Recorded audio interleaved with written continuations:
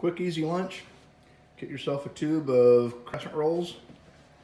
Follow the instruction on the back, real easy. Preheat your oven, set it to 350. Get a cookie sheet right here. Cut some ham and some cheese.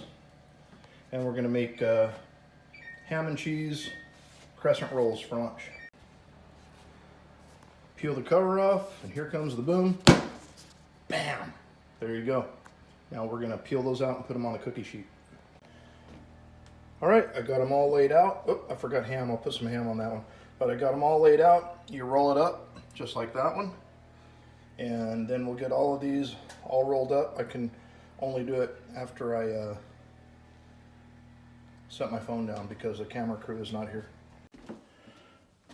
All right, here they are, all rolled up on the cookie sheet. And the oven's ready at 350. Let's stick these in the oven. Directions say for 9 to 12 minutes. All right, let's check and see if these are done. The directions said 9 to 12 minutes. Depending on your oven, they might cook faster or slower.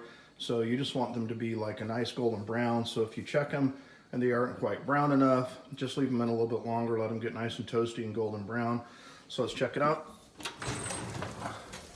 That's looking pretty good. Don't do what I've done before and be a pinhead and reach in and grab that. You want to get an oven mitt or a pot holder and grab that so you don't destroy your hands. Set those up there. Turn your oven off. And look at those. These look nice. Nice and golden brown. I'm going to take a couple of these, put them on a plate with some mustard. They're going to be super hot on the inside, so I recommend not picking them up and eating them like a hot dog. I have a fork, some mustard, and some peach tea.